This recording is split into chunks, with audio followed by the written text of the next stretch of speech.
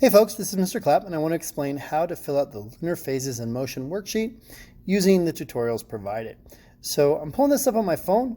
I think it's a little easier if you do it on your desktop, but I will do it from here because I know that's how a lot of you guys do it. So first of all, the terms that we're going to use to describe the different rise and set times are listed up here at the top. So take a look at these different terms. All of them are ones you're familiar with. The one exception might be la madrugada, which is the time between midnight and sunrise. So like 1 a.m., 2 a.m., 3 a.m. We don't have a word for this in English, so we're going to use the word for it in Spanish. Okay, so how do we do this thing? Well, so what I need to do is I start by looking at this presentation here. If you click on the presentation, it pulls up this YouTube video. Give that a watch.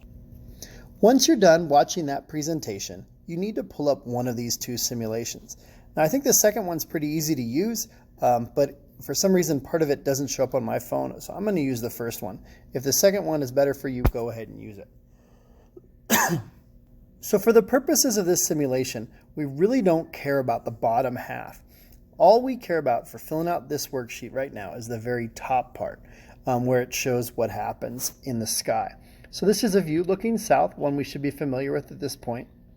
And I see the sun transiting as it starts here. So it shows us this is the current phase is a new moon, and it's 12 p.m. with the sun transiting. So if I play it, you see the sun set, and then it's night, and then eventually the sun rises again. And as this happens, what you'll notice is the phase of the moon is no longer a new moon. It's moved on to the next phase in our cycle, which is a waxing crescent. And you can see just to the left of the sun there's a tiny little moon. And this moon, we can talk about when it rises, sets, and transits, and use that to fill out the worksheet. So if I go back to my worksheet, the next phase, the phase that we're talking about here, is not a new moon, but it is a waxing crescent. So that's the phase that we're talking about in the second thing. What do we see? If you want to insert a shape here, you absolutely can. If that's a little challenging for you and you don't want to deal with that, that's also okay. If you want to insert the shape, all you have to do is open this table tool and then layout. Then you select shapes and scroll down to the appropriate shape. And it turns out there is a little crescent available for us. So it looks like here I can drop in a crescent shape. There we go. There's our little crescent. Okay, so the next question I have to answer is when a waxing crescent rises. So if I go back into my simulation here, I notice that it rises just after the sun does. So we'll watch it go around one more time and we'll try and catch it right as it rises. The sun comes up and then there's our little waxing crescent right above the word east rising. So what's the time we call this? Well, this is 8 o'clock or 8:04 in the morning. It's after sunrise. So this is a time we would generally refer to as morning. So I'm going to come up in here and I'm going to type in morning because that's when the sun rises, when it's a waxing crescent. Now, when does it transit? Okay, so that's my next question.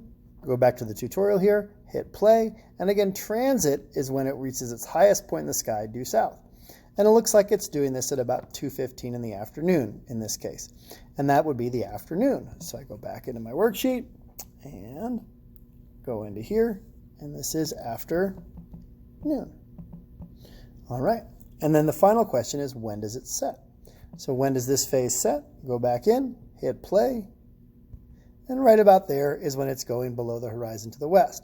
And this is after sunset at about 8:22 at night. So what would I do? I'd come up here and list night.